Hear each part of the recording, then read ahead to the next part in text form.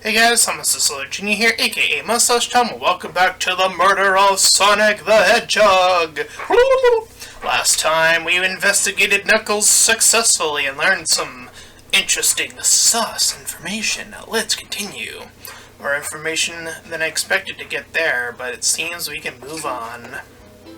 As of right now, I believe your story, Knuckles. We'll only know for sure when we confirm things with Vector. Fair enough, the library is the next car. I'll open the lock for you. Give whoever KO'd Sonic an ear for me, Detective Tails and Butler. I liked it better when he wasn't talking to us. Well do, Sheriff. Come on, Tom. Let's head to the library. On it. This is way more exciting than microwaving chili dogs. Tom! Coming!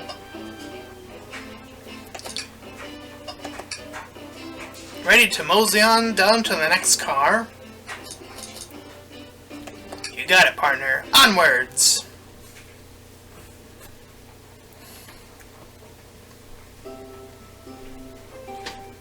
A little chow on the background there.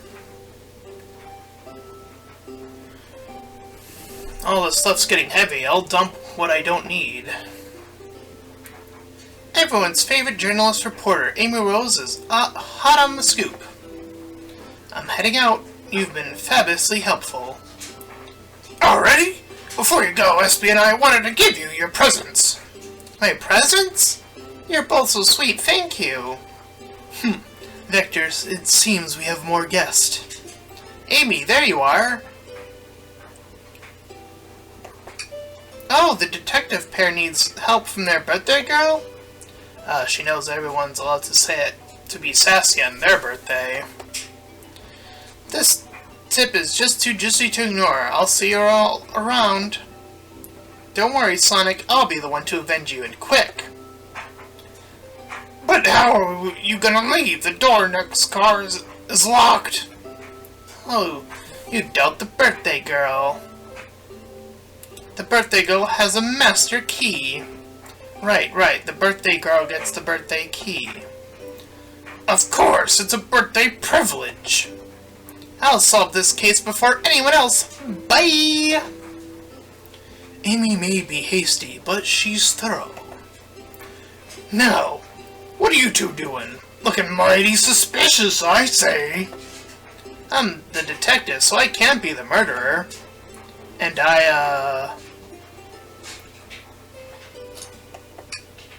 Things are going great. Not sure if you've forgotten, but there was a murder. Well, I mean, besides that. Besides murder? My social skills, non-existent. I'm Vector, the butcher. I'm licensed to handle raw meat. And I'm Espio, the poet. Poetry. A resonant message from poet to reader meant to challenge our delicate perceptives with the most rhythmic of prose. Can I hear some? Sure, Teardrops in the spring. Can you hear me sing? La la la, dee dee dee. What was that? I have more if you like. Cherry blossoms in the spring. I'm satisfied for now, thanks.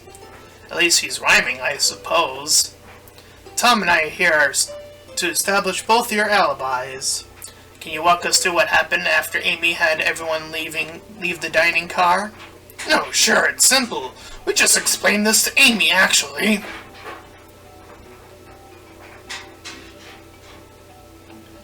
When we were all sent off, Rouge, Blaze, Shadow, and Sonic all passed through the library car. Look who's right next to Sonic. It's Shadow. That's mighty sus. Where Amy told me and Espio to stay.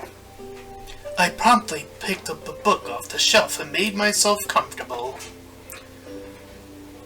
Vector got bored. Vector got bored, so he left to see what Knuckles was up to in the saloon car. Yup. Where was Rouge? We happened to see her lipstick stain on the cup on the saloon car. Rouge came over the library car, seemingly looking for something. Then she went back to search the saloon car. She came back shortly after. We heard her shout, "No way," at the brochure stand over there. But then she left back to the casino car before Shadow came through and locked the door. Wonder what she found. She's obviously been on the hunt for something. After Rouge left, Shadow walked through the casino car, then entered the library car and locked the door behind him. More importantly, why has Shadow been locking doors? Shadow walked through the library car to the saloon car, where Knuckles and I were playing games. He insisted on showing us up at Super Monkey Ball. I got engrossed by the rolling monkey action. I hardly noticed when Shadow left the saloon car. I guess he walked through the library car to the casino car, and locking the door behind him. Then returned to the lounge car where he was meant to be stationed. When Vector came back, he realized Knuckles locked the door to the saloon car. We were stuck in the library car. That's when the train sped up. We were worried about the bookshelves falling on us, but we got through it all right. We sat trapped here until Amy arrived asking questions. She's the one that told us someone murdered Sonic. Ah, yeah, that's all that happened. With all these locked doors, it seems Vector and Espio couldn't have left the library car or the saloon car. Thank you to the both of your cooperation. We're just gonna peek around and we'll return with any questions. If you return with any meat, I'll chop it for you. And if you'd like to be serenaded with a poem, I've got you covered too. Thanks, guys. Their alibi seems solid enough, but we should still search for clues. What we're looking for are any evidence that proves what they're saying is true. We need to confirm Vector's reason for leaving his post and determine if Espio was actually in the library card reading. A tall task, but we can do it. Let's get to the bottom of this, Tails. Absolutely!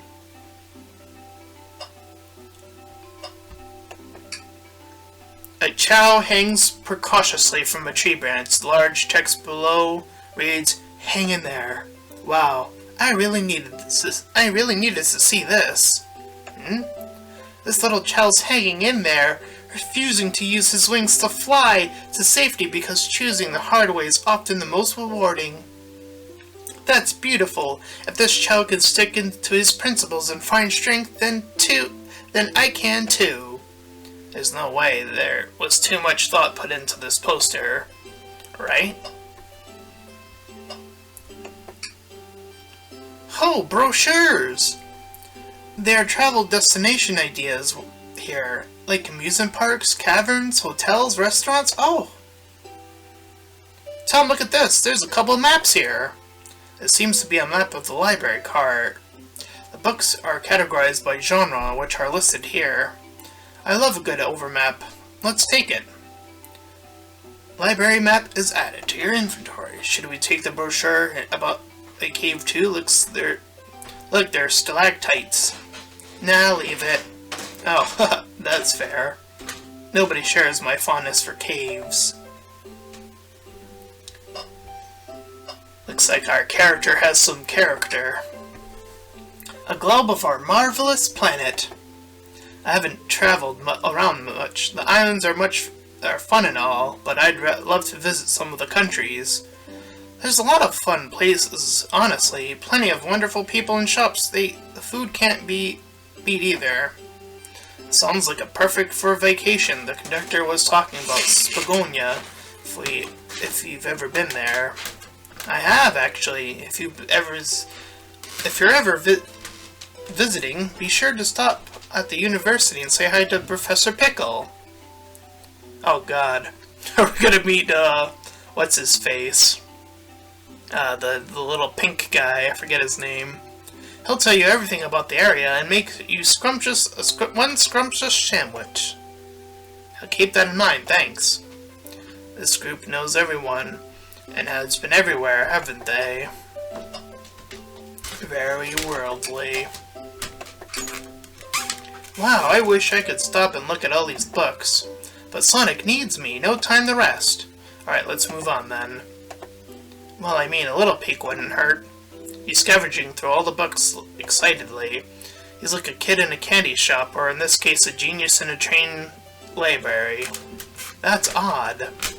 I know some books have fallen out on the floor and everything, but every book on the shelf is in alphabetical order, but this one... It's the user guide to the Mirage Express, the train we're currently on. You think someone found it on the ground and put it back? Maybe, but it is interesting. Let's make a note of this. Add it to the inventory.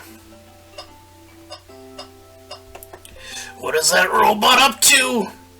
Oh, poor thing, that arm is really struggling cleaning up this car. To be fair, I wouldn't want to clean up all this mess either. Let's just leave it alone to do its thing. Yeah, probably for the best.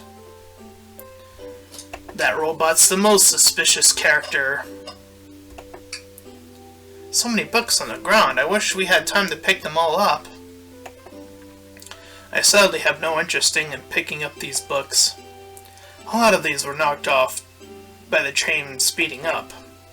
But Rouge pulled a lot of these out too, searching for something. What reckless behavior! I feel sorry for the poor books. The spines are creasing, they're opening too far. This kid feels empathy for everything. Did you bring me any meat to chop? I may be a butcher, but they confiscated my meat cleaver before getting on the train. You actually tried to bring a knife on the train? I'm a man of authenticity, Tails. Without a knife, I'm just a chef in a ketchup-stained apron, not a butcher. I think if you had a knife on you, we'd definitely think you were the murderer. But what if I hid the knife? You know, I'm not the biggest fan of that line of thought. Damn it! Oh, please, I'm starved. Actually, I'm off duty at the moment. The murder mystery is more important. Then why would you show the menu to me? Come on, Tom, why would you tease him like that? And here I thought I could trust you. You made a fool of me.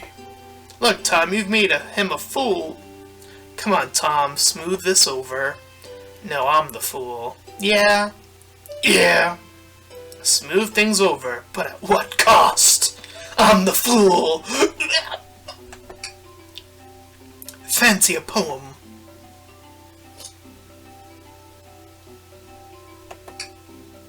I've made it up to space with my beloved antique vase, but a mistake in my haste dropped the vase from my embrace, so my antique I must now replace. What caused you to drop the vase? Don't read too deeply, it's just a poem. He hasn't thought it through, has he? What'll it be? Let's try the other one. Locomotive in motion. I think I lost my lotion. The window shows the ocean. Oh wait, there's my lotion. Oh, thanks. I actually really like that one. Huh? Can I take your order? I have a poem about this. My starved stomach babbled, though I ignore the grumbly tummy, for the eggs I received are scrambled when I asked for my eggs sunny. Oh wow, we don't serve any eggs on the train though. My talent is wasted on you lot.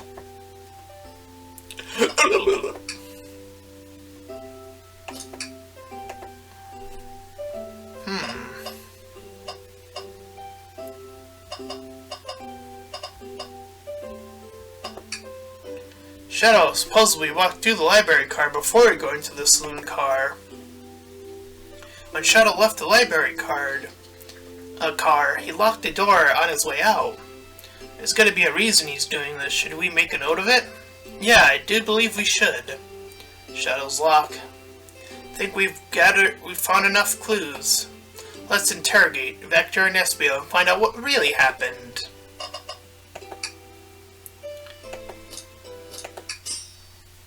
So, the two of you don't believe us, eh? It's not that I don't trust either of you, but I wouldn't be a proper detective without examining the validity of your alibis. Tom and I are here to confirm two things.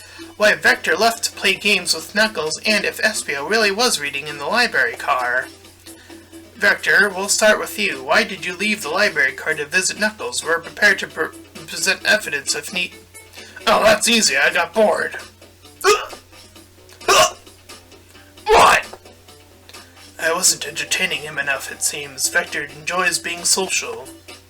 Plus, we were being instructed to mingle. I remember the arcade machine in the saloon car, so I figured I'd go check it out. It seems to line up with the information we gathered with Knuckles. And that brings our attention to you, Espio. Rouge entered the library car, found something and left. You said you immediately started reading, but what were you actually reading the entire time you were in the library car? Of course he was. Once Espio starts reading, he doesn't stop until it's done. I've seen it happen. It must have been a good read. What was the book? Espio doesn't owe you that, detective. Let the man live. What if it was embarrassing? What kind of things do you think I read? If you won't talk, I have a hunch on what book that might be. Tom, can you help me out? Alright, what book do we think Espio might have been reading?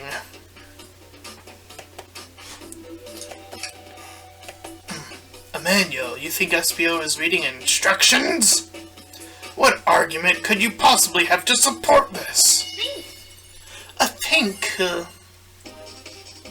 40 rings? Oh god.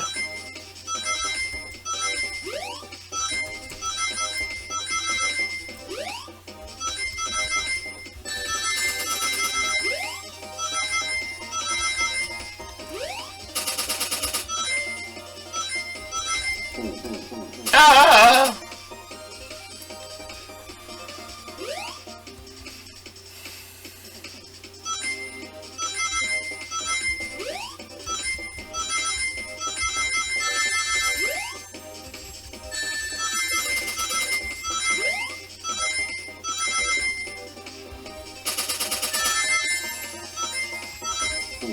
Oh! Damn.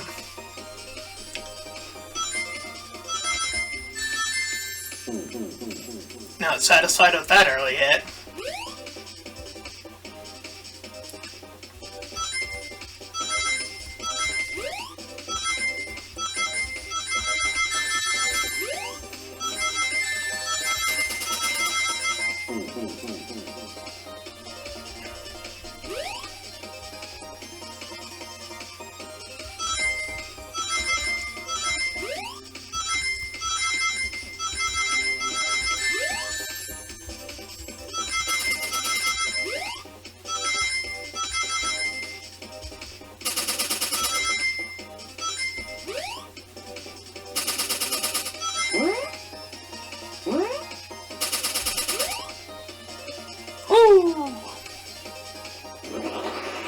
That one wasn't so bad. There are books scattered around the floor for sure, but the remaining books are on the shelves were all in alphabetical order. All except this manual, meaning someone at the very least picked the manual up and put it back in the incorrect place. This lack of attention to detail isn't normally like you, Espio. Hey now! I won't have you insulting my pal like that! Calm down, Vector. I know you mean well, but I can handle myself. Apologies, Espio. A butcher and a poet. Friendship can form anywhere. This is indeed the book I was reading, the Mirage Express Manual. Trains are cool. In that case, we'd like to ask you a few questions about the manual, Tom, if you don't mind. Can you ask Espio some questions about the manual? Just flip to a page and ask away. Oh, I see. Quiz Espio about the manual to prove he read it. Which page should I ask him on? Oh, okay, what efficient and extremely accurate technology was installed to assist in keeping the train spotless? robotic arms. During events, they can perform a variety of tasks and are responsible for cleaning up trash and messes afterwards. I remember the conductor saying the train can clean itself. Though I have a feeling the train company just didn't want to hire any janitors. Robotic arms could also detect weapons or explosives being brought onto the train, ensuring passenger safety. Seems like Espio aced that question, Tom. Hit him with another one. Okay, which page? What is the Mirage Express's cancellation policy? No refunds, and you will be charged a show fee. This does not apply if you're over the age of 65. Gee, that person who made this rule must have been over 65. Last one, Tom, so let's see if Espio can get 3 for 3. Gotcha, which page should I pick? What was implemented to support the conductor duties and ease general train obligations? An intelligent data processing system that works in tandem with the conductor to assume smooth travel for guests. Remember this, the train is on autopilot, but it can access its full suite of capabilities without the conductor present. Now, did I pass your little test? Yeah, totally. It's wild you were able to retain all this information so quickly. A poet's brain is often surprising. I don't know if I'd be bragging about that. You clearly read the manual. Those answers feel far too specific to be guesses. You both had the nerve to question my buddy like that. Don't we want to be supporting folks who read? You have to admit, though, reading the entire time a murder occurred does sound a bit suspicious, even if true. But he answered all my questions so calmly, that's very impressive. No, I understand everyone's cautious attitudes. Vector was the only one to see me reading after all. My alibi is hard to substantiate despite being the truth. Well, you definitely read through the manual, so I suppose Espio, is that true? Vector was the only one seeing you reading? Yes, that's correct. Problem? Frankly, I don't believe that can be true, and we have evidence to back it up. Tom? He always puts me on the spot. Okay, Tom, think. We should have a piece of evidence linked to someone who saw Espio read, but what?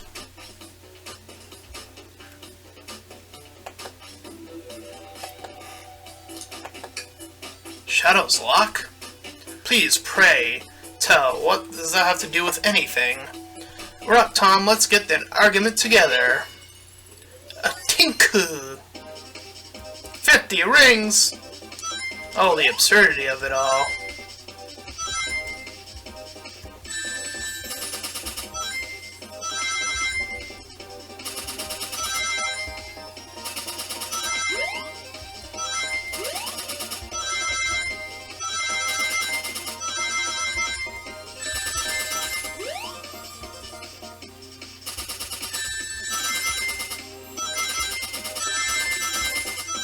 That was terrible. Consider my time wasted. Let's give it another go.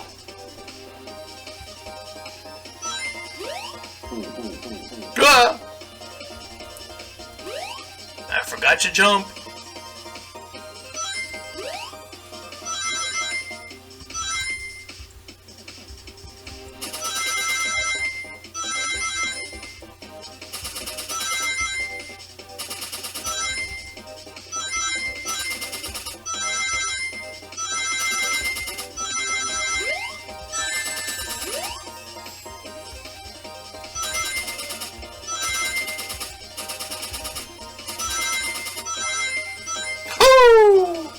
Actually came back from that one. Let's go. Shadow walked through the library card to get to the saloon car where he had set the original high score on the arcade machine. Yeah, but I ended up beating it. It wasn't the high score long. Crocs are natural gamers. Huh. Espio said he saw Shadow enter the library card, but he's mentioned nothing about Shadow's return. He only mentions that Vector came back. When Shadow left Knuckles and Vector in the saloon car, Espio was fully seated reading his book for a good while at this point. We know Shadow had to walk back through the library card when he left the saloon car, so there's obviously no way Shadow and Espio didn't notice one another at Shadow's return trip. I mean, it was a simple slip-up. I was just fully immersed in my book, so that I didn't notice Shadow. You're telling me the sound of doors opening and locking wouldn't have caused you to look up?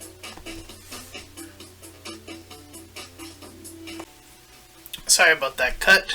Shadow walked through the library car to get to the saloon car where he set the original high score in the arcade machine. I'm sorry, I went back a little bit here.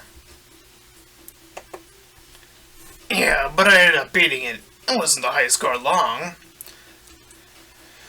As Field said, he saw Shadow. And the answers that Vector came back.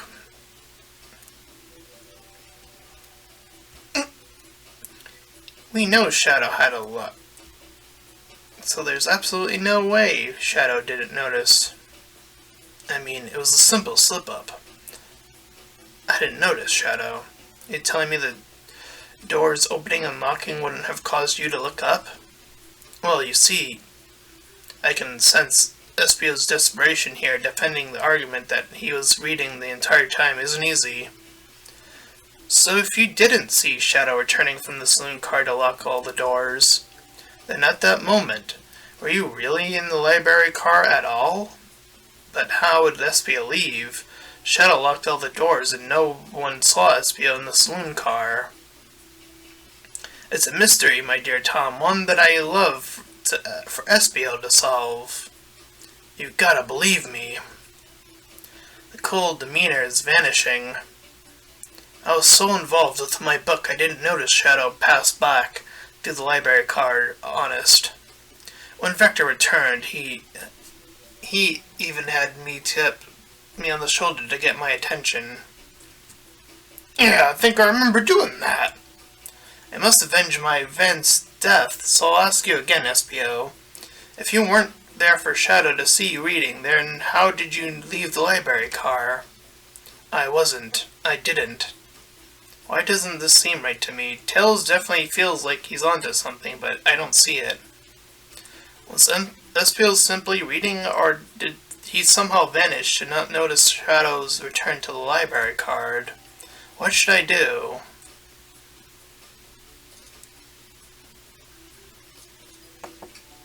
I have to make sure our guests are taken care of. I have to speak up. Tails. Huh? We have a piece of evidence that can answer all of our problems. Alright, my fellow associate, lay it on me.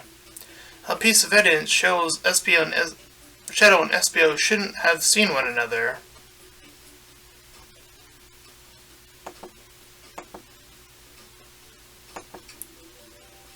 Alright, now let's get my thoughts together.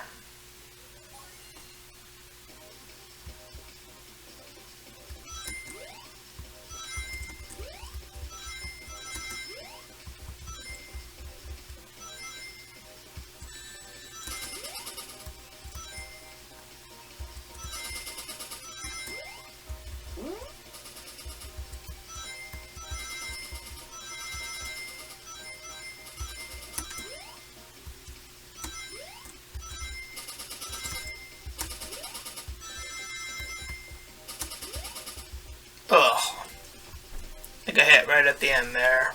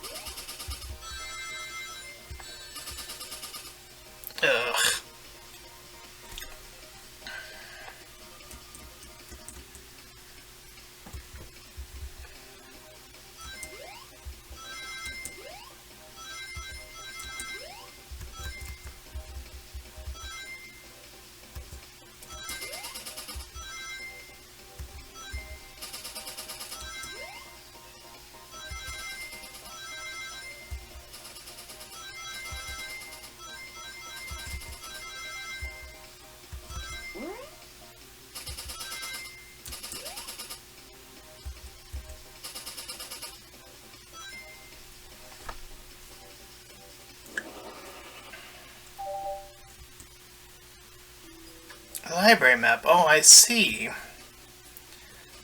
See the exits? They're right across from one another, a straight path.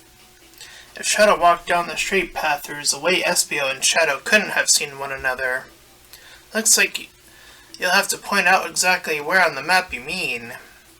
Where could Espio have been for Shadow to not see him?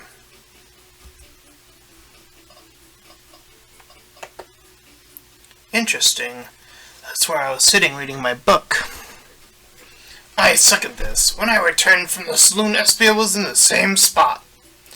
That confirms it then. You see, Shadow and Espio couldn't have seen one another from this spot, because the bookcase is in the way.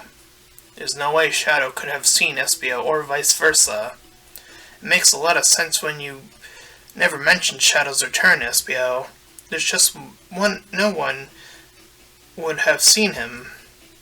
I apologize for losing my cool back there. I felt like I was grasping despite telling the truth. But I'm glad you all believe me now. Your alibi isn't the most airtight, but I have no further points. Thank you both for answering all of our questions. We did it. Another pair of alibis validated. Alright, that's where we're going to call it for this one.